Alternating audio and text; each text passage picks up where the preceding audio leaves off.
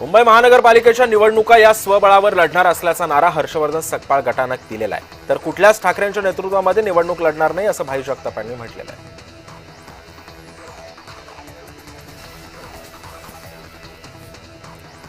मनसे अध्यक्ष राज ठाकरे तर सोडाच, पण उद्धव ठाकरेंना देखील आम्ही बरोबर घेणार नाही. काँग्रेसनं राज ठाकरे आणि उद्धव ठाकरे यांना त्यांची जागा दाखवून दिलेली आहे. शिवसेनेचे प्रवक्ते अरुण सावंत यांनी ही प्रतिक्रिया दिली आहे.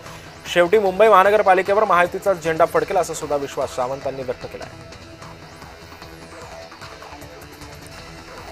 महायुतीला पाठिंबा देणाऱ्यांना निधी मिळतो आणि 5 कोटी निधी नसून ही लाच आहे. सत्ताधाऱ्यांना आणि निधी आणि विरोधकांचे मतदारसंघ कोरडे असून सरकारकडून केवळ सत्ताधाऱ्यांनाच निधी मिळतोय असा आरोप संजय राऊत यांनी केला.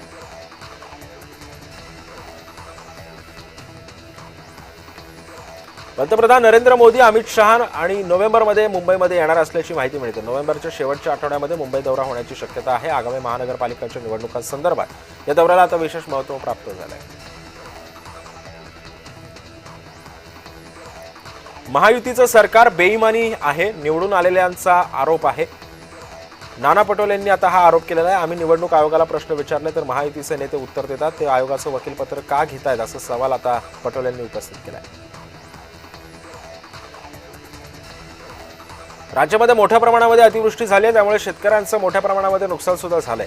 नुकसान झालेल्या शेतकऱ्यांना सरकारकडून मदत देण्यासाठी सुरुवात झालेली आहे. काही शेतकऱ्यांना मदत देणं बाकी आहे, त्यांच्याही खात्यावर लवकरच ती रक्कम जमा होईल अशी माहिती कृषी मंत्री दत्तात्रय भरणे यांनी दिलेली आहे.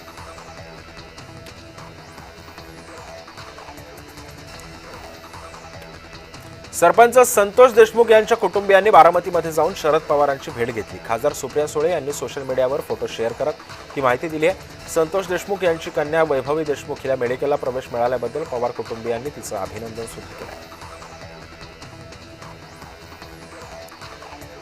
आमदार दीपक केसरकरांनी मंगळवारी लक्ष्मीपूजनानिमित्त मतदारसंघातील नागरिकांच्या घरी जाऊन गाठीभेटी घेतल्यात, तर बाजारपेठेतील व्यापाऱ्यांच्या दुकानामध्ये जाऊन त्यांच्याशी संवादही साधला.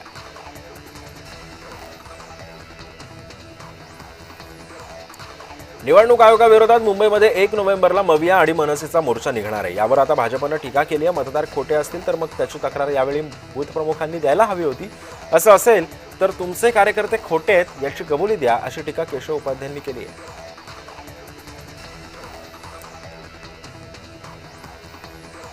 माजी आमदार दिलीप माने यांच्या भाजपच्या प्रवेशामुळे भाजपच्या कार्यकर्त्यांनीच पक्ष कार्यालयासमोर आंदोलन केलंय.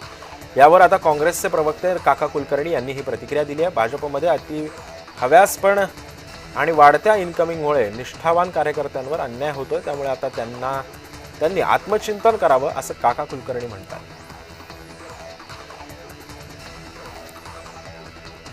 छत्रपती संभाजीनगरमध्ये वंचित बहुजन आघाडी राष्ट्रीय स्वयंसेवक संघाच्या विरोधात मोर्चा काढणार आहे. वंचित बहुजन आघाडीचे पदाधिकारी राहुल मकासरे यांनी दाखल केलेला हा मोर्चा निघणार आहे, अशी माहिती अमित भुईगळे यांनी दिलेली आहे.